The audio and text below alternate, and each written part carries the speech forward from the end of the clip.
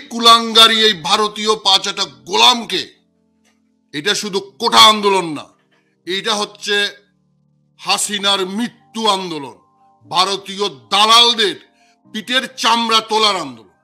আবু সাইদ আজকে যে বুক চিতিয়ে জীবন দিল, রক্ত দিল, এই কুলাঙ্গার হাসিনার, এই গুন্ডা কাপুরুষ ইডিয়েট, এই পুলিশ আমার এই ছেলেকে যে হত্যা করলো, এইভাবে নিরস্ত্র বুক চিতিয়ে বাঘের বাচ্চা, এই জানোয়ারদেরকে যারা আবু সাইদকে হত্যা করার জন্য প্ররোচনা করেছে এবং যারা গুলি করেছে, এই পুলিশ এদেরকে চিহ্নিত করেন। আমরা দেখলাম যে এই যে কোটা সংস্কার আন্দোলনের দাবিতে, একটা ন্যায্য দাবিতে শিক্ষার্থীরা রাজপথে নামলো, কিন্তু ওবায়দুল কাদের তিনি তো পূর্বে ঘোষণা দিয়ে রেখেছিলেন যে এই যারা তাদেরকে তিনি রাজাকার তকমা দিলেন এবং তকমা দিয়ে তিনি বললেন যে তাদেরকে শিক্ষা দেওয়ার জন্য নাকি ছাত্রলীগই যথেষ্ট, এবং তিনি বলেছিলেন যে কোটা আন্দোলনকারীদের রাজাকার স্লোগানের জবাব ছাত্রলীগই দেবে। তাহলে এই যে আজকে যে 6টা প্রাণ মারা গেল ছাত্রলীগের নির্মমতায়, এটার হুকুমের আসামি যদি কাউকে করা হয় সেটা তো অবশ্যই অবভিয়াসলি ওবায়দুল কাদেরই হবেন, এটার বলার অপেক্ষা রাখে না। এবং আমরা দেখতে পেলাম আমাদের ছাত্র সমাজ, যাদেরকে অনেক সময় আমরা ব্লেম করি যে তারা কেন তাদের যে দাবি আদায় তারা রাজপথে নামে না, বা বুকের রক্ত আগের মতো, মানে আগে আমরা যেটা 52 সালে দেখেছিলাম, 71-এ দেখেছিলাম, সেভাবে আমাদের ছাত্র সমাজ, বা স্বৈরাচার বিরোধী এরশাদের আন্দোলনে দেখেছিলাম, সেভাবে কেন আমাদের ছাত্র সমাজ তাদের অধিকার আদায় সচেতন হয় না, এরকম একটি ব্লেম আমরা কিন্তু অনেক সময় দিতাম। কিন্তু আজ কিন্তু আমরা দেখলাম যে আমাদের ছাত্র সমাজ, তরুণ সমাজ, যুব সমাজ তারা কিন্তু প্রমাণ করে দিল যে তারাও কিন্তু বুকের রক্ত দিয়ে তাদের অধিকার আদায় করতে পারে। এবং রংপুরে এই যে রোকেয়া বিশ্ববিদ্যালয়ের যে কোটা আন্দোলনের যে অন্যতম সমন্বয়ক যিনি ছিলেন আবু সাইদ, তিনি যেভাবে অন ক্যামেরা আমরা দেখছিলাম, লাইভে দেখছিলাম যে তিনি যেভাবে বুক চিতিয়ে দিয়ে তিনি পুলিশের গুলির কাছে, নির্মমতার কাছে তিনি শহীদ হলেন, এ থেকে প্রমাণিত হয় যে আমাদের তরুণ প্রজন্ম তারা যে এখনো তাদের অধিকার কি করে আদায় করতে হয় বুকের রক্ত দিয়ে, সেটা তারা জানে। তো আমরা আলোচনা শুরু করার আগে আমরা আজকে এই যে আবু সাইদ তিনি যে নির্মমতার শিকার হলেন, নৃশংসতার শিকার হলেন, তার যে প্রাণটা চলে গেল, আমরা সেই ভিডিও ফুটেজটি একটু দেখতে চাই।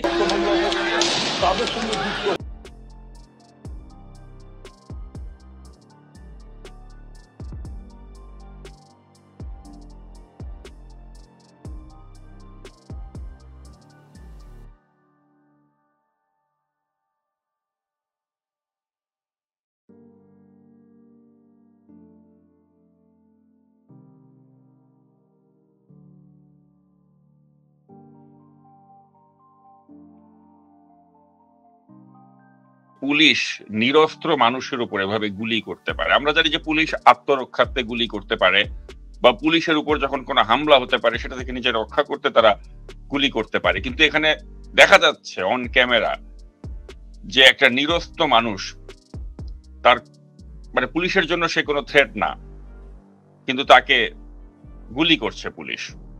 এবং আপনার নিশ্চয়ই মনে আছে যে মার্কিন যুক্তরাষ্ট্রে কিন্তু এরকম ঘটনা আমরা দেখেছিলাম যে জর্জ ফ্লয়েড, সেই একটা মৃত্যুকে কেন্দ্র করে কিভাবে তোলপাড় হয়েছিল পুরো দেশ, কিভাবে সারা বিশ্ব কিভাবে আলোড়িত হয়ে গিয়েছিল একটি ঘটনায়। আর আমরা বাংলাদেশে আজ ঠিক তার চেয়ে একটি করুণ অবস্থা দেখতে পেলাম, যেভাবে একটা নিরস্ত্র ছাত্রের উপর কি করে পুলিশ নির্মমতা দেখালো এবং একটা নিরস্ত্র ছাত্রকে তারা গুলি করে রাজপথে হত্যা করলো। তো এই সামগ্রিক এই বিষয়গুলো নিয়ে আমি আপনার বিশ্লেষণ জানতে চাই। আপনাকে অশেষ ধন্যবাদ। আমার দর্শক শ্রোতা যারা শুনছেন, মনটা অত্যন্ত ভারাক্রান্ত। আপনি এই ভিডিওটা দেখিয়ে আরো বেশি, আমি আগেও দেখছি, এবং আমাদের তরুণ সমাজ, আমাদের ছাত্ররা যারা বাংলাদেশকে পরিবর্তন করার জন্য নেমেছে, আমাদের জাতীয় কবি নজরুলের সেই বিদ্রোহী, মহরম, মুনাজাত, আনোয়ার, কামাল পাশা, ওমর ফারুক, সেই বিখ্যাত কবিতাগুলার মধ্যে যে অন্যায়ের বিরুদ্ধে মাথা নত না করে যে কথাগুলো বলেছেন, আমি মনে করি আমাদের তরুণরা, বাংলাদেশের লক্ষ লক্ষ তরুণ স্কুল থেকে বিশ্ববিদ্যালয়, আমরা যাদেরকে এতদিন আমরা করুণা করে বলছি, আজকে তারা আমাদেরকে দেখিয়ে দিচ্ছে রাজনৈতিক নেতা যারা ব্যর্থ হয়েছেন এই কুলাঙ্গারি এই ভারতীয় পাঁচাটা গোলামকে, এটা শুধু কোঠা আন্দোলন না, এটা হচ্ছে হাসিনার মৃত্যু আন্দোলন, ভারতীয় দালালদের পিঠের চামড়া তোলার আন্দোলন। আজকে আমার জাতীয় কবির সেই দুটা কবিতার দুটা লাইন না বলে আমি শুরু করতে পারছি না। দ্রিম দ্রিম বাজে গণ ধুন্দুবি দামামা, হাঁকে বীর শির দেগা নেহি দেগা আমামা। আবু সাইদের পরিবারের প্রতি, আবু সাইদ আজকে যে বুক চিতিয়ে জীবন দিল, রক্ত দিল, এই কুলাঙ্গার হাসিনার, এই গুন্ডা কাপুরুষ ইডিয়েট, এই পুলিশ আমার এই ছেলেকে যে হত্যা করলো এইভাবে নিরস্ত্র বুক চিতিয়ে, বাঘের বাচ্চা শেখ মুজিবের মতো 25শে মার্চ ওই সুটকেস গুছিয়ে পাকিস্তানের কাছে সারেন্ডার করার মতো এই রাজাকারের, এই যে রাজাকার হাসিনা, তাকে দেখিয়ে দিয়েছে কাকে বলে আন্দোলন, কাকে বলে সাহস। আমি তার বিদেহী আত্মার শুধু মাগফিরাত কামনা করব না, বাংলাদেশের লক্ষ কোটি তরুণ যারা আজকে এই আন্দোলনের সামিল হয়েছে তাদেরকে মনে করায় দিব সেই বিদ্রোহী কবির, আমাদের জাতীয় কবির সেই আর দুইটা লাইন, আনোয়ার আনোয়ার দিলওয়ার তুমি জোর তলোয়ার হানোয়ার, নাস্তা নাবুদ করো মারো যত জানোয়ার। এই জানোয়ারদেরকে যারা আবু সাইদকে হত্যা করার জন্য প্ররোচনা করেছে এবং যারা গুলি করেছে, এই পুলিশ এদেরকে চিহ্নিত করেন। খুব বেশি আর দেরি লাগবে না। আমি আজকে এই পর্যন্ত, আপনি বললেন 6 জন, আমার কাছে অসমর্থিত তথ্য আসছে 10 জন, প্রায় 1000 আপনার শিক্ষার্থী গুরুতর আহত, হাজার হাজার ছোটখাটো আহত হয়েছে। চট্টগ্রামে 3 জন নিহত হয়েছে। চট্টগ্রাম কলেজের ছাত্র দলের যুগ্ম আহ্বায়ক ওয়াসিম আকরাম নিহত হয়েছে, সাথে আরো 2 জন নিহত হয়েছে, সবার নাম আমরা এখনো পাচ্ছি না। সারা বাংলাদেশে জাহাঙ্গীরনগর, ঢাকা বিশ্ববিদ্যালয় ছাড়াও জাহাঙ্গীরনগর, রাজশাহী, চট্টগ্রাম সহ সিলেটের শাহজালাল প্রযুক্তি বিশ্ববিদ্যালয় সহ সারা দেশের শিক্ষার্থীরা, বিশেষ করে পাবলিক বিশ্ববিদ্যালয় এবং স্কুল কলেজের ছাত্ররা ছাত্রী নেমে গেছে। খুব সম্ভবত 10ম শ্রেণীর একটা মেয়েও মারা গিয়েছে বলে আমাদের কাছে তথ্য আসছে। এখন কথা হচ্ছে, আপনার এই যে ভারতের গোলাম, এই যে ভারতের দাসী, এই যে মুত খাওয়া, মুত গার্গেল করা এই যে গোপালী, সে বলল কি,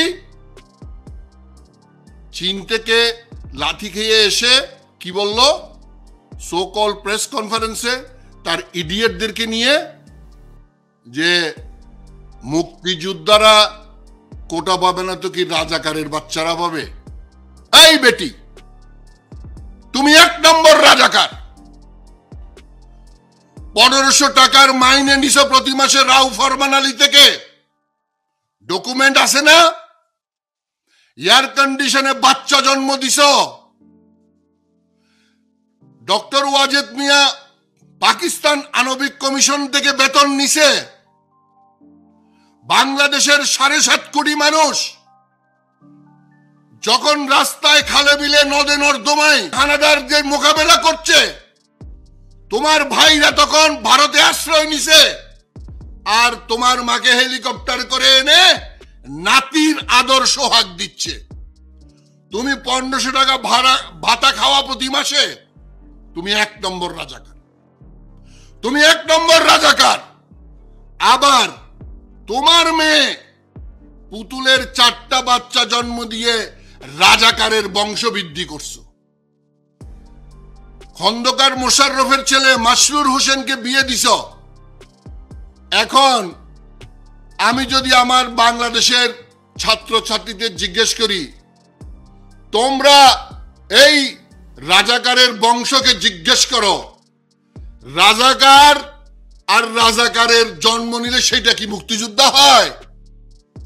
পুতুলের শ্বশুর রাজাকার, পুতুলের দাদা শ্বশুর নুরা রাজাকার, খন্দকার মোশাররফ রাজাকার, হাসিনা 1500 টাকা ভাতা খাওয়া রাজাকার। আমার দর্শক শ্রোতা যারা তরুণ সমাজ, ছাত্রদেরকে বলি, ইতিহাস পড়তে হবে। কবি ফররুক আহমেদ, যিনি পাকিস্তানি সরকারি চাকরি করছে বলে মুক্তিযুদ্ধের সময়, মুক্তিযুদ্ধের পরে ফররুক আহমদকে চাকরিচ্যুত করে না খেয়ে উনাকে মৃত্যুবরণ করতে হয়েছে শেখ মুজিব। তাইলে তার মেয়ে যে ভাতা নিল, তার মেয়ে যে আবার এখন রাজাকারের নাতিরে মায়া জন্ম দিয়ে 4টা নতুন রাজাকার জন্ম দিল, এগুলা কি কোটা পাবে? অবশ্যই এগুলো তো সবগুলো হাসিনা ছাড়া তো একটাও বাংলাদেশের নাগরিক নাই, এগুলা বলতে হবে।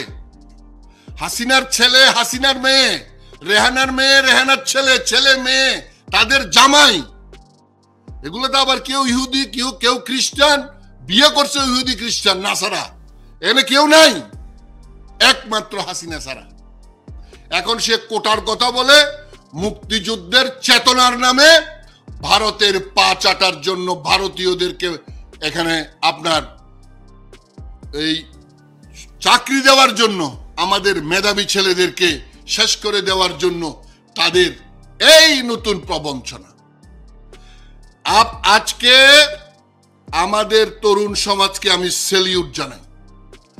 আমাদের তরুণ ছাত্ররা ঢাকা বিশ্ববিদ্যালয়কে আমি আবার, চট্টগ্রাম বিশ্ববিদ্যালয়, রাজশাহী বিশ্ববিদ্যালয়, জাহাঙ্গীরনগর বিশ্ববিদ্যালয়, কৃষি বিশ্ববিদ্যালয়, সিলেট প্রযুক্তি বিশ্ববিদ্যালয় সহ চট্টগ্রামের ইসলামিক বেসরকারি একটা বিশ্ববিদ্যালয়ের দেখলাম, বাকি বেসরকারি বিশ্ববিদ্যালয়গুলা ছাত্রছাত্রীরা, তোমাদের রক্ত মাংস নাই? তোমাদের রক্ত মাংস নাই? বেসরকারি বিশ্ববিদ্যালয়ের সকল ছাত্রছাত্রীদেরকে বলছি, সারা বাংলাদেশ সরকারি বিশ্ববিদ্যালয়, পাবলিক বিশ্ববিদ্যালয় বন্ধ করে দিয়েছে। এখন থেকে তোমরা নামতে এই মুহূর্ত থেকে বাংলাদেশের সকল মানুষকে, বিএনপিকে বলি, জামাত ইসলামীকে বলি, এবি পার্টিকে বলি, লেকচার বাদ দেন।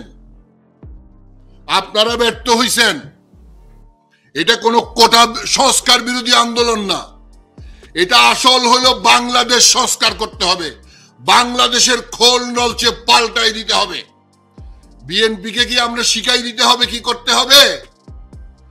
আমার হিসাব আরেকটা বিষয় জনাল ভাই, যে আত্মস্বীকৃত রাজাকারের ছেলে সেই নাইমুল ইসলাম খান, তিনি হচ্ছেন শেখ হাসিনার বর্তমানে প্রেস সচিবের দায়িত্ব পালন করছেন। তো যেই সংবাদ সম্মেলনে তিনি বললেন যে কোটা মুক্তিযোদ্ধার সন্তানরা পাবে না, তো কি রাজাকারের সন্তানরা পাবে, তো সেখানে রাজাকারের সন্তানকে বসে রেখে তিনি ওই অনুষ্ঠানটি সঞ্চালনা করেছেন।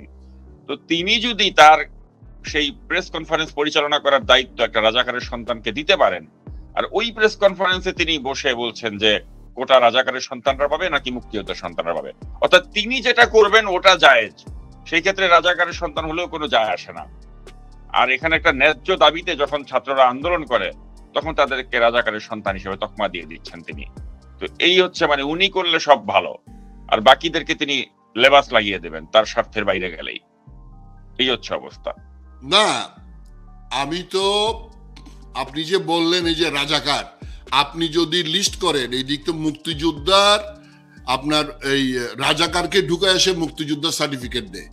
আপনি ৬২,০০০ আপনার মুক্তিযোদ্ধার যে ভুয়া প্রমাণ হলো, এই ৬২,০০০ মুক্তিযোদ্ধাদের বিরুদ্ধে কি ব্যবস্থা সে নিছে, আপনি কি সেটা চিন্তা করতে পারেন? একজনের বিরুদ্ধে নিছে?